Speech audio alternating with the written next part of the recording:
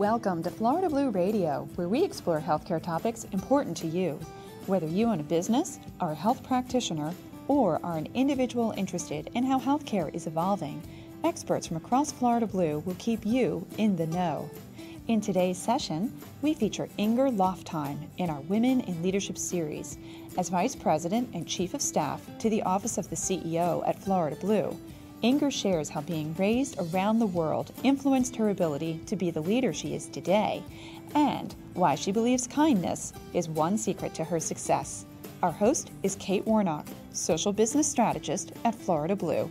Now, here's Kate. Today I'm here with Inger Loftheim. She is our Vice President and Chief of Staff to the Office of the CEO.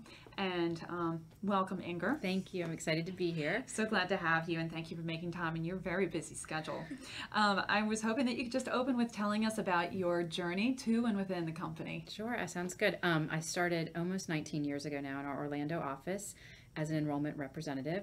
And honestly, it was probably one of the best jobs I've ever had in this organization because I learned so much about our industry, our products, our plans, how we service. I was in front of the member, in front of agents. And then quickly after that, within 6 months, I moved into small group sales, did some retention work. And then during that time period, I had a lot of national account business, break-off business, what we called it at the time, within my inventory. And I was approached about starting the new National Alliance business area up in Jacksonville. And so a lot of my accounts were going to move into that area, and I began working for a wonderful woman that is no longer with us, but underneath her leadership, I just grew. I went through large account sales into account management, into strategic account executive, and then was approached about a year ago to start working underneath Pat's leadership as his chief of staff. And so it's been a great experience. I've had amazing opportunities to work with a lot of great people in this company. So it sounds to me like from a very early age you were recognized as a leader, and that must have been something very fulfilling. What do you think that you brought to the job that helped people identify that in you? It's a good question. I think a lot of it was flexibility, ability to see the bigger picture. I certainly can be tactical when I need to be tactical. And I do think I'm able to work with different people very well. I think it has to do with my upbringing. We moved a lot as I was a child, moved all over Europe and the Middle East. And I think those experiences about being able to cross into different areas of the company and recognize their importance and how those things integrate and you can leverage against each other, I think that's part of leadership. How do you work with other people in the organization? How do you communicate? Always recognizing that we're in it together. It's not about one person or another person, and trying to move those things forward for our customer. I think those qualities, we all have them, and that makes a great leader. Boy, that's a fascinating background. So, a little bit of can you give us a little bit more about your your childhood, where you lived all across the world? I had a great childhood, although it was a lot of moving. But my dad was in the military. He was an intelligence officer, and his specialty was the Middle East. So first half of my life, we lived in the Middle East, Turkey, Egypt, Israel, and then my second half of my life where I graduated high school was in Belgium, and it was an amazing experience. Got to travel the world, went to school with international kids. So I think it does bring a different perspective from two fronts. First of all, I had to learn how to be the new kid, and means you have to be able to go into different situations and different people, and they'd already had formed relationships, and how do you bring yourself into those places? And then also be able to recognize everybody has something unique about them. And so adjusting to culture, adjusting to those pieces did drive some of those pieces out of me. I had to learn how to be more of an extrovert because you had to walk into any situation. And it honestly, it's the best experience I had because it made me grow. Every time we moved, you had to grow. And I think that looking back, even though I gave my parents a hard time about moving all the time, looking back was the best thing for me to grow from a personal perspective. So of all the countries you lived in, were any more difficult to assimilate than others? Yes, there were. In Turkey, at the time when we lived there, they have a lot of uprising. And so there were times in which we would have to go and stay in our house and not come out. My dad was allowed to come out, but as a family, we were not allowed to come out. And so those kind of situations certainly made you appreciate, number one, being an American, certainly appreciate our military and what they were doing. But I'd say that when we lived there and in the Middle East, I think those in Israel and Egypt certainly made it a little bit more challenging for us to integrate into the community. But I have warm memories, and my dad always believed we lived in the community. We never lived on a base. And that gives you a different perspective and appreciation. Our history is so young compared to the rest of the world. So it gives you a different appreciation for those cultures. So, but I'd say Turkey certainly was probably the one that was a little bit difficult to adjust to compared to Europe, which was just a different experience altogether. So you were probably a younger girl when you were living in the Middle East. Did Yes. you encounter any of the typical stereotypes that we hear about how they treat women? Yes. And were you expected to follow suit even though you were an international? Probably, I was younger. The one thing that always sticks in mind is that we had blonde hair, so they used to pull our hair because it was extremely different to have Right. and we were white blonde. Right. And so we would walk in a marketplace and people would pull at our hair.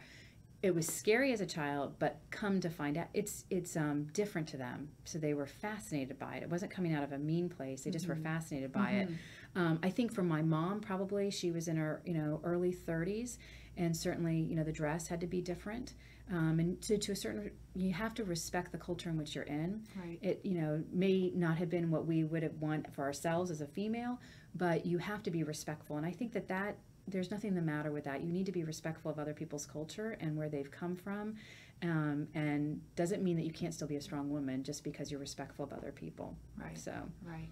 What an interesting challenge for your mom to be raising a family abroad, and obviously your father had his professional network Right. to depend on, but it sounds like you all had to establish a new network every time you moved. So We I'm did. sure that translated into your current role. Yes. Which I was hoping you could tell us. The role of the chief of staff to the office of the CEO is still relatively new within the company. Could you kind of give us a snapshot of a day in the life of Inger Loftheim?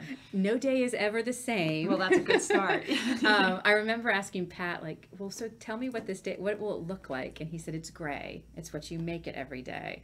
And that is true. So I'm very fortunate that not only do I get to do things for Pat directly, whether it's coordinating his activities, getting his background information, but it's also working closely with the other EMT members when we're working on certain strategic imperatives. And some days it involves, if he asks me to step into a role to help them assist, I could be working on certain projects for him to bring them to completion. I did retain a lot of my national account business, so I have 4 accounts that I'm still working on. So I have days that I revert back into my old role and managing account business. So it varies. And then there's events that we attend. So it could be, doing community work. So it runs the gamut every day, and I'm always figuring out which hat am I playing or which space am I playing in hour to hour. But it makes the job extremely exciting. I think it reminds me of almost being back into the enrollment rep position, certainly at a different level, but I get exposed to so many different people within our organization. I am learning every day, and it's the most exciting position I've ever held at this company. So Inger, with this exposure and all the different accountabilities that it sounds like you're flipping through on a weekly basis practically. This is not in our script, but I think that you can answer probably really well. What do you think is the biggest challenge that we're facing now in the healthcare industry, and how are you personally working to help solve for it? It's a good question. I think it's education, because we are changing so rapidly. We're bringing in new customers into the industry that have never experienced healthcare. So I think that the education piece, not only from the perspective of what is healthcare, what does that mean to you as an individual? What does it mean to us as an organization? Because we're evolving to meet the new healthcare, so to speak, out in the environment. How are we diversifying? And it's also educating. So it's educating internally how we're changing, and it's educating externally. What does healthcare mean? What's an insurance company?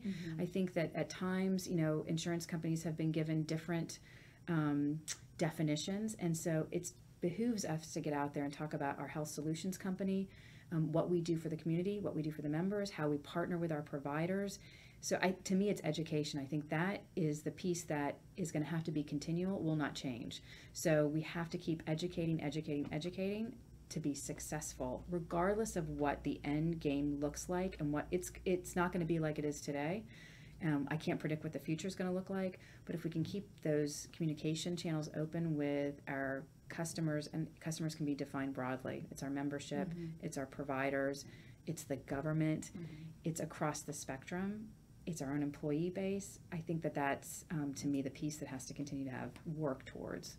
And I would imagine, given your depth of experience, 19 years, and especially where you started in the Right. enrollment side, that you have such a profound understanding of what those are, that you're in a unique position to be able to translate that Right. for someone, because you have worked with so many different audiences. So we're lucky to have you in that role.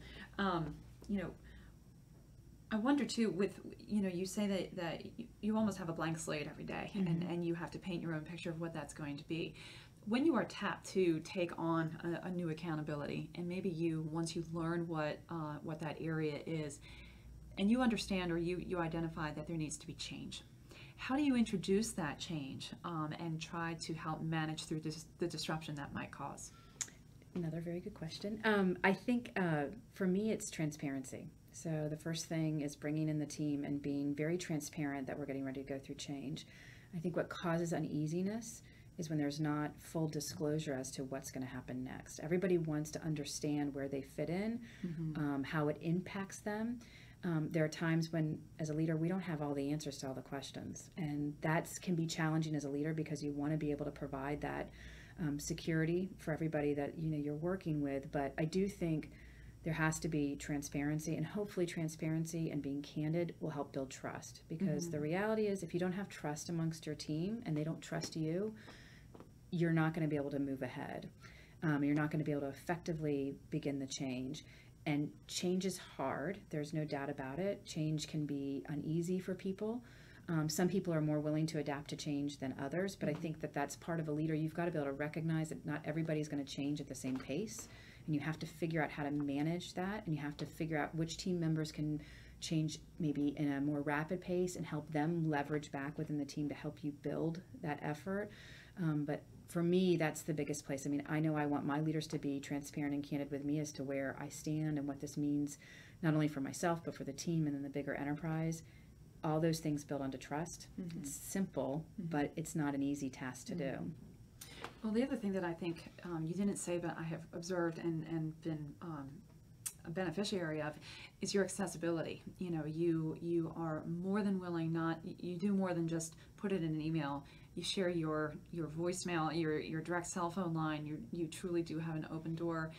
How is it, though, that you, with all the roles that you're playing in the how do you balance that accessibility with the fact that people are going to take you up on that? Yeah. Right? It's a very good question. Some days I balance it very well, and other days I don't.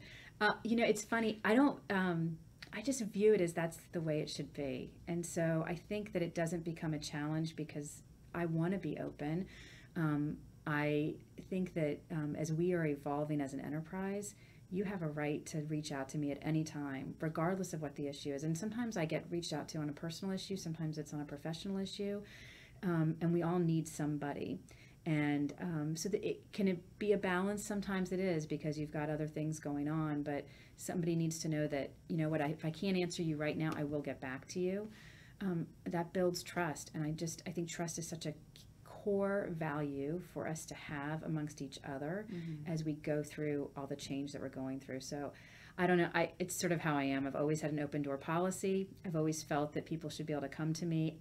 I don't always have the right answers. I may not even give the best direction, but I feel you should have, everybody's voice is important, and there's no reason I shouldn't be able to listen to your voice. So, good and bad. And I think, honestly, anybody appreciates FaceTime. And Right. anybody can understand that you may not have the perfect response Right. or all the information, but just the willingness to sit across the table from someone, that's really powerful. Relationships are key. That's the reality. Whether it's your personal relationships or your professional relationships, your network's key, and all those different things create, I think, a successful environment to be in. So whether you're talking about your home life, you're talking about a professional life, you have to build relationships, and those happen face to face. And so you can start them on an email, you can start them on a telephone conversation, but eventually you've got to build that. To be honest, I think that's part of my success with my clients. We've all had challenges with our clients, whether it's internal or external, but you get through those rough patches by building that relationship, and then they know that if I call Inger or if I call somebody on Inger's team, they're going to respond and they're going to figure out a way to resolve. And so I think that comes from some of that face-to-face time. It makes it critical. It's a great investment, though, in making those relationships last. Yeah. So, you had already referenced that you still maintain, in this current role, you still have some of the work from your old job, which was you're the senior director over national accounts for the company, and you have some really stellar statistics to speak to how well you managed that area.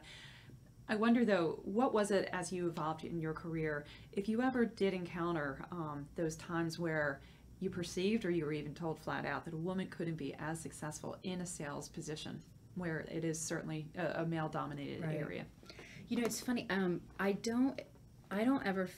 I never felt that I couldn't be as successful as a man. I don't know if it was my upbringing or what that may have been. And I've been very fortunate. I have worked with some amazing male and female leaders in this company.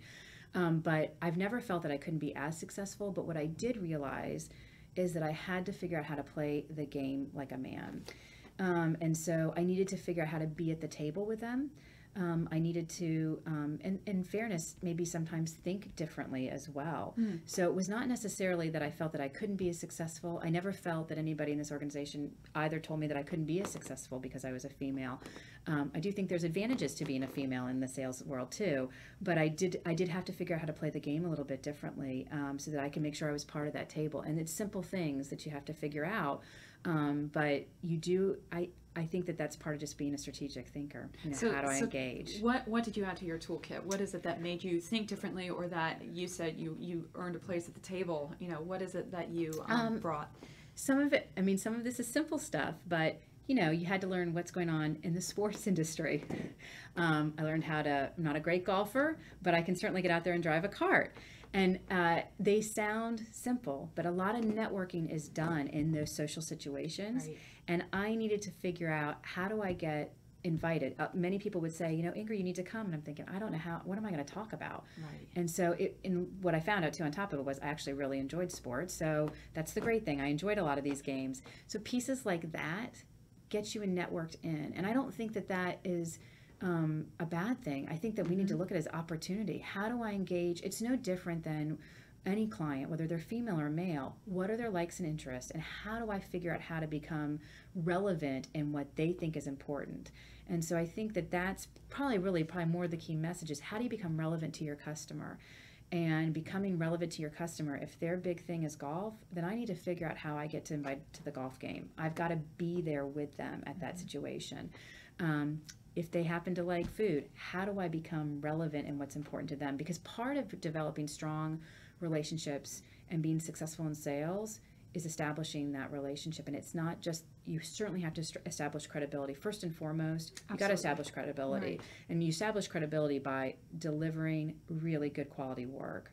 And so that's first. The second piece is building the relationship. And that comes once they know she's going to deliver the quality work that I'm looking for. And then you build the personal side of it, and that just strengthens the entire relationship. But like I said, I've been fortunate in this company. I have not worked for people that have ever made me feel inferior. I just had to figure out how I was going to make sure I was invited to all those various things. So to me, it really harkens back to how you were raised. You had to figure out how to assimilate into a new culture, right? How to start with no connections, right, and build that rapport, and understand what the cultures were and be respectful of that. So in a very similar way, here you are as an adult, right, doing the same thing, right, and it's actually a good way to look at it. I never really thought about it that way, but it is true. And I don't feel that as a female I have to be a male. I don't think that there's any reason that I have to assimilate to that. I just have to figure out how to play within the space. And be relevant, stay relevant. And that's really why I insisted on keeping accounts. I had told Pat, I'm like, so important. I think one of the reasons I'm being considered for the position at the time was that I was so close to our membership. I was close to our accounts. In order to continue to stay relevant, even in my current position, I needed to hear the voice of the customer. And I hear that voice on a daily basis. And when I go into any meetings, I'm constantly thinking about, what do they need? What do they want? And what are we missing and they're challenged with? So same concept. Yeah, great conduit, obviously, right, to the leadership that can actually act and help you respond to those needs and challenges. So fantastic. So you were named back in 2012 a Woman of Influence in Northeast Florida by the Jacksonville Business Journal. Yes. Can you tell me, how did that impact you personally and professionally? So personally, twofold. My team nominated me, and first of all, I had a fantastic team. They were really probably, from a professional place, almost all of them were my peers for many, many years. And so I transitioned into being their leader. So to have them take the time to nominate me was a huge honor. So certainly gratifying, but it really was much more of an honor. And then also on a second piece of it, as you go through your professional career, it was an opportunity to thank so many people in my life that had encouraged me, supported me, were good listeners. And so that was an opportunity for me personally to thank some really key people in my life that, I appreciate what you've done for me. Professionally, I will say, which I didn't even realize the impact it would have professionally, is it did get me recognized in the community in a different way. There were certainly businesses there that had never heard of me before then.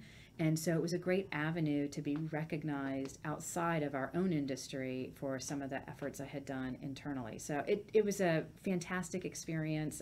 It's humbling. And you're not successful on your own self. You're successful because of the people that surround you.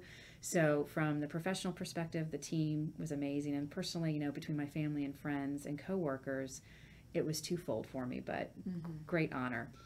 Well, so you had mentioned in the very beginning of our conversation that your tendency is towards introversion. You're maybe a little bit shy. Was it difficult for you to be up there on the podium, or did you by that point you owned it? And it is. That's a good question. I have taken, my father is an amazing public speaker. So over the years, I have watched my dad do that. And I will say that I'm comfortable in front of an audience. So I am comfortable doing that. But I still have nervous edge before I go up and do anything. But I think that that's a good thing. I think everybody should have a little bit of the butterflies before you stand up. It keeps you sharp. So I was definitely a little nervous. And I think I was nervous. My parents were in the audience that day. And so I wasn't nervous from the perspective of getting up and thanking everybody, but I knew I'd be a little bit more vulnerable because I wanted to thank them for what they had done for me over the years. And so that opens up a whole different side of you when you have your family in the audience and you want to thank them. And, I'm a crier, so I did tear up that day. So I wanted to say thank you. So not nervous from the perspective of being in front of an audience, but certainly nervous because I wanted to thank a couple key people. Right. Well, I want to know too a little bit more. You have been in these leadership roles, for most of your professional career, but not every woman has the title of leadership. How would you advise that a woman who wants to demonstrate leadership ability, what can she do to make others aware of her ability to be a leader, even if it's not part of her title today? I actually think everybody is a leader. If it's in your title or not, you can be a leader. I think the way that you show your leadership is by being able, number one, to build rapport amongst your coworkers. If you can build that synergy, that's leadership. If you can build trust amongst your team, but not have to be the one that's giving the direction, that's leadership. I think another way to do it is by being an expert in your area. Show them that you know your business. I think we underestimate the power of our voice. There is nothing the matter with speaking up and being brave or courageous enough to say your opinion and why you have that opinion and where it may make a difference. So know your business and have a voice behind it. That shows leadership quality. And I think the last thing is being willing to be vulnerable and accept feedback. A lot of people struggle with that. And I think some of the greatest things I've ever learned are when people have given me candid feedback, not in a negative way, but just opportunities for me and then taking and acting on it. Didn't ever have a leadership title in it, but some of the greatest things I ever learned were before I was technically qualified as a leader. But because of feedback I was given and I took it and I acted on it. Those are leadership qualities. I think that's, what I really appreciate, it's not just the business acumen, but you're also suggesting that people have to trust in themselves to know that they can grow. Yes. So take that feedback and not see it as a challenge, but as an opportunity to really improve where someone else has identified, hey, Absolutely. You're a rock star here, but perhaps you could stretch a little bit in another area. It's a great point because I think about every job I've ever taken in this company. I've always been like, I don't know if I can do that. Do I have it in me to do it? And I've had so many conversations with people, and when I moved into senior director, I was following one of my mentors, and I thought, I don't know if I can do that. Do I have the strength to do that? And so I think you have to look within yourself, saying, I may do it differently, but I can do it. And I may not know everything. You have to be able to be willing to ask questions and to learn And I think that's leadership. You have to know that there's going to be people on your team that are probably better than you or more of an expert than you. Recognize that, leverage it, encourage it. Just know how to use their expertise to move forward the entire mission, and not be intimidated by the fact that you're going to have people around you that know it better than you do. Right. That's a great leader. Right. And I think too, people like to know that they contribute to the bottom, Absolutely. the bottom line, the ultimate decision, to know that they were able to influence the direction that you as the leader took. I think that builds that rapport and that, that team strength as well. Okay. So, another off-topic question for you, but I can't resist. You've taken many different roles, and you just suggested that, there have been times that you've questioned whether you could do something. I had read something, or it actually may have been at the Gen W event, that women typically, when they see a job posting, believe that they have to have 100% of the qualifications, compared to a man who says, I got about 60% of what's listed there, I'm going to go for it. Has there been a time where you really had to stretch yourself and convince yourself to go for something? Or, have you always just been willing to listen to that smaller voice that you just said, I might do it differently, but I'm going to give it a try? Oh yeah, absolutely. I mean, I think that when I took the senior director role over sales, I had always been sort of in this more of the supportive role. I was a leader in this perspective of I was managing my accounts and I had an account manager, but certainly not over a team of people. And I really struggled with the decision whether or not that was a job I wanted to take. I mean, I went through the interview process, but even through the interview process, I kept thinking, I don't know if I can do this. But I have great people in my life who several of them happen to be male, and they said, you can't underestimate it, and you're not going to know everything. And I do think that's one thing as females we sometimes do. We think it's a fault because we don't know everything, and so we try to make ourselves experts in everything. As I've gotten older, one of the things I said to myself, you're not going to know everything. And that's the great thing about life, is that you get to keep learning, and it just helps you to continue to grow. So at that particular point, that was a position that I knew I wasn't probably 100% qualified for. I knew I was an expert in certain areas, but I just trusted in myself that I would learn it quickly. I would that tactical side of me would delve into it, understand it at the level that needed to be understood, and then it would flow from there. And it did, and I was fortunate. Once again, I had an amazing team that I worked with that, between all of us together, made a great team, and they helped me become a great leader. So we had in a previous conversation with Dr. Ilana Schrader, she mentioned that she typically gives herself 90 days to, if she's tasked with a new challenge or a new role or whatever, 90 days to really just be lost. And then she said, and then slowly it coalesces and she begins to really hit her stride. She encountered challenge when she moved into a product role. It took her more like 5 months instead of 3, and she said that really knocked her for a loop. But she understood it just was so different from anything she had managed. So, how can you what do you recommend for anyone, man or woman, moving into a new role where they're really finding it a struggle to get the feet under them, to really feel like, okay, I'm beginning to own this and it's starting to come together? What can they draw on to help them along that I felt that way when I joined as chief of staff, because we were going through the major reorganization. I remember going into a couple meetings going, it's not connecting for me yet.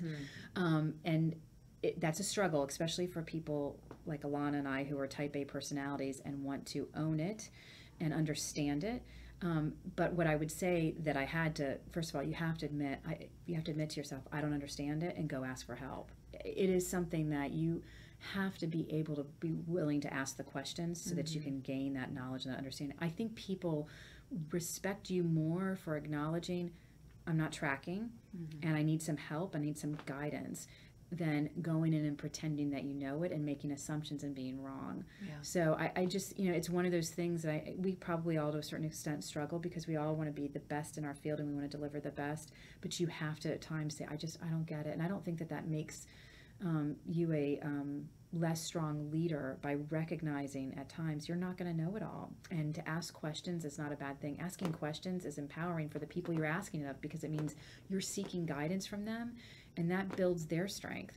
So I think there's no way everybody knows everything about everybody. You just can't. So, but it is a challenge sometimes when you want to, and you want to get there quickly.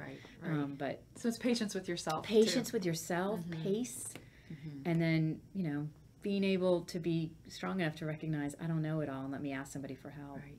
And you've mentioned several times that you've had wonderful mentors and people in your life. Let's talk about that a little bit. Yeah, who are the people that you've really been able to draw on through your life? I've been very fortunate. I've had some really great people in my life, and I still have them in my life today. But from a professional perspective, I worked for a great woman, Lynn Van Wagenen, for years. She's the one that brought me up to Jacksonville, and it changed my career path, to be quite honest. She had met me one time. We were going through my accounts, and she called me, I think it was a week later. I was on vacation, and she said, you have to come up here and work with me. And I was not sure because we hadn't formally established national accounts, and I commuted for a year. My husband stayed in Orlando, and I went back and forth for a year. But the best experience, and she allowed me to do things and expose me to things that I know I wouldn't have gotten with a lot of other people. And she allowed me to own it. She said, you be accountable for it, you take it, whether you succeed or fail, you own it. And it taught me truly accountability. Everything I did, it was on me. I never pointed fingers. It was my responsibility, the whole thing. At the end of the day, if the group failed, regardless of who else I was working with, it was my accountability. So she certainly was a mentor, and she showed me with grace how you could try to manage personal and professional life as best you could. She sometimes had to push me to make sure I was managing my personal life well, but she was a wonderful, wonderful influence to me. And my dad, he's such an amazing man. Whether it's my personal life or my professional life, has always encouraged me. And it's interesting coming from a military background. He never saw any reason why I couldn't be as successful as any other male. And he didn't think he wasn't there to define my success. My success would be defined by me. So regardless if I wanted to, whatever my career path was going to be, he encouraged me. Now, I will say he probably pushed me a little bit too, because he could see the times when maybe I thought, I'm not sure if I can do this. He was definitely the man behind me saying, you definitely can do this if you believe in yourself. If you decide not to do it, though, we support it, but you can do it.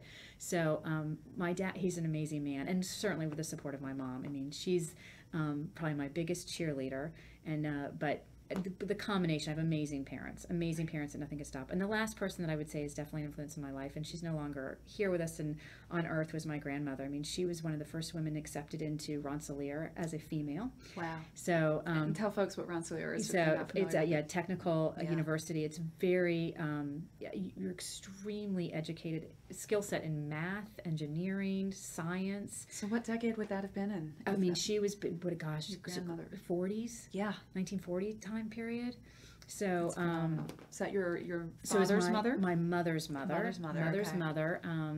Anyway, so she was this amazing woman, and then the war happened, and so she ended up 2 years in going back to support from her family life. Went back to that, but she always was a strong woman. She raised 4 children. A trailblazer. Yeah, honestly. She really is. And it's funny, she, in many ways, her life turned out to be more sort of defined by what the typical female at that time would have been. She raised her children, she was into the social activities, all those kind of things, but was a trailblazer because she was so extremely smart and was willing to take those risks. And, it's basic stuff. When the war was going on, she drove a bus.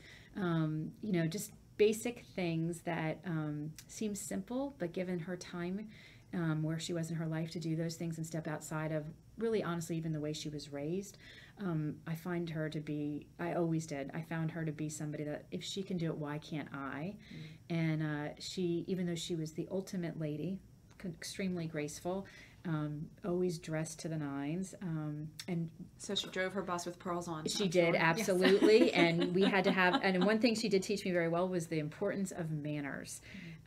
Every summer my brother and I would visit with her, and we certainly knew what every fork and spoon and glass meant, and it is an invaluable thing to learn if you're going to be in the business world. I think it's underestimated how important manners are, and I think that that's completely because of my grandmother.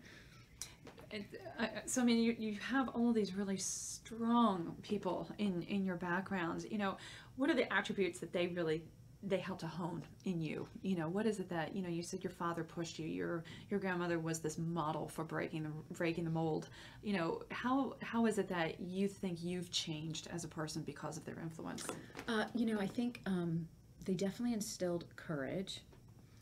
does not mean that I was not fearful at times, but they instilled courage in me that you can do it, even if you fail. So take the risk to a certain thing.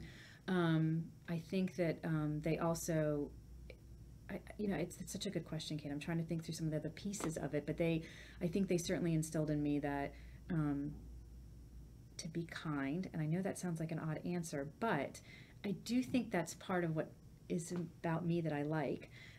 To be kind to others, because if you are, you imagine how much you can get done in a day when you can have respectful conversations with your peers. So being courageous, being kind, making sure you take the time to learn. They all were great learners. It's not that you had to have your doctorate, but keep learning, whether you're learning about your industry, whether you're learning about something in your personal life, you're learning about your coworkers, keep learning. So I think those are three things that they're basic things, but they have made me who I am today, and I wouldn't change it. And I think in combination are very potent. Yep. I mean, those three things are, I'm sure helps propel you where you are. Right. So simple, but. All right. Well, and in that, those are very, three very personal traits that you reference. So I know that you are mom to three boys that you're raising, and what is it that you're instilling in them? Your sons, here you are, a professional woman, you're balancing a tremendous responsibility at work and the tremendous responsibility of raising three good kids. And right. I'm sure you are. So how is it that you both focus on, instilling in them specific traits, as well as, letting them know that, here they are, three boys, sure being boys, that they learn to be respectful to women and really anyone around them. Well, hard work. I do believe that you have to work hard in life. And it doesn't mean that you have to work long hours. What I'm saying is I expect them to give their best day in, day out. And as long as you know that they're trying and they put that effort into it, that's one piece. Because I do think that there's something in that. And I don't think... I think that every day they need to wake up and figure out how they're going to give their best for that day. It may not be perfect, but just give your best. And I also believe in manners. I don't think that there is anything the matter with my boys growing up to be gentlemen. As a female, I think there's nothing that, I don't think it makes me less strong by accepting a man to open up my door, to allow me to walk ahead of them. I think that those are wonderful traits that should continue to be moved on as we move forward, but I do expect them to do those things, and I expect, and there are other things, when you shake somebody's hand, you shake it firmly and you look them in the eye. So those are important things to me. Manners, you have to have manners, and I think the value that I'm bringing so that they respect women is that they get to see me day in, day out, balance my professional life with them, and that they need to understand that there are times in which I have to do the professional side, and it's important. I have sat all three of them down, even though the youngest is 6, and explained to them the value of what I'm bringing home by having my professional life and what it affords us to do. And it's not a guilt thing. They need to understand that when you work hard, that there are certain things that may come along with it. And what I'm giving back, because not all my work is involved in just the business side that we do. Some of it's the community side of it. And I want them to understand that there are others out there that are less fortunate. And by being in the role that I'm in, it affords me great opportunity to give back into the community. And that's an important trait that I'd like for them to continue on in their life. And that's not by being just a female. That just happens to be what I think should make a well-rounded young man.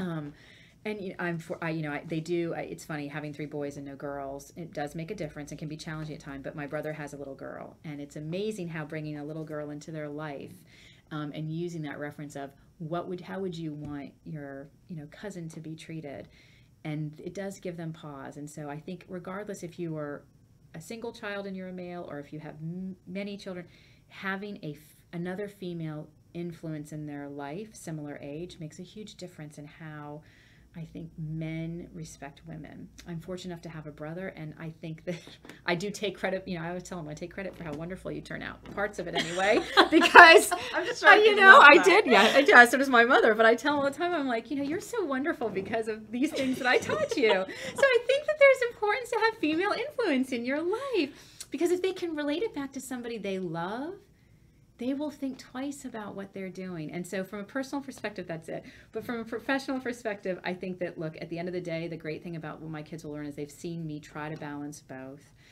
Hopefully I will be able to open up some doors for them in the future. And I don't mean giving them handouts. I mean that they'll get exposed to different things that will allow them to recognize what I've done made a difference in their life. And it's the same thing my parents afforded me by allowing me to travel all over, the Middle East and Europe because of what they did. And so hopefully I can pass that on to my children in the long run. That's the goal at the end of the day. A great goal to have. And I have to add a little shout out to my own husband, who was an only child, but who is the most in tune to women. I mean, can sit in a, he has to travel sometimes, and is one of those people that he's just approachable, and people will strike up conversations with him, including 62-year-old women who are traveling to Mayo Clinic for a procedure, but they genuinely enjoy his company, and I absolutely attribute that to his mom. Yeah, absolutely. Who fostered that in him, and I'm so fortunate to be the beneficiary. But again, a man's man, only child, grow up rough and tumble and surfing and all of that, but the influence of his mother makes a huge difference. Huge. It's all the way you expose your children to. So while we certainly do the sporting things too, I've exposed them to many of the wonderful things about being a female's life, which include shoes. So anger. My boys know all about great shoes, and this one day will come in great. I keep telling them, one day this education that I'm giving you will pay off. Will so pay off. Oh my gosh. Well, it will. I tell them all the time. Have you taken them shopping? Oh yes, they go shopping. And do they help you pick out? They help me pick out. Oh my gosh. They're in my closet. They help me organize, and sometimes it's not because they want to. I tell them they have to, but they will learn. And I tell them, one day you will think back about, if my mom had not told me about this, I would not be talking to this great lady. Got the girl. Exactly. I'm telling you. My gosh. So one day. That's a story and a half. I know. I love it.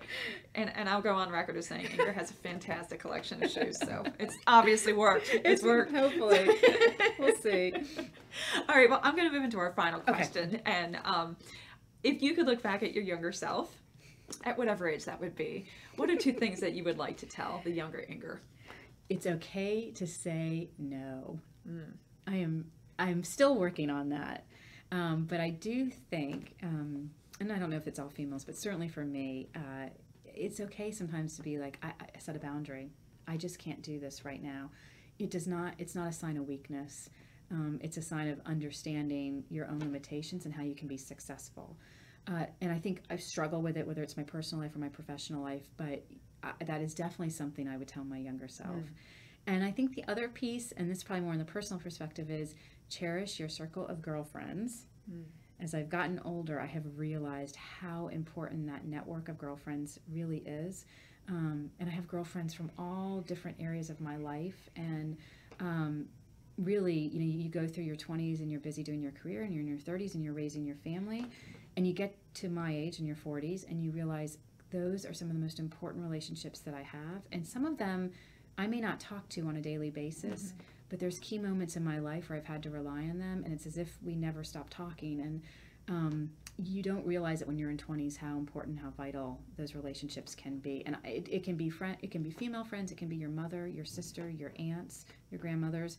Those friendships are so critical as you get older. People who get you and who get you over a long period of time and a range of experiences. I'm sure that they feel the same way with you too. I'm sure you're as good a friend to them as they've been to you. I hope so.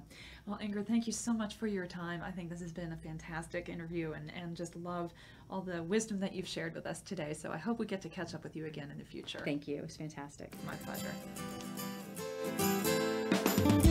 You've been listening to Florida Blue Radio, recorded at our Jacksonville headquarters.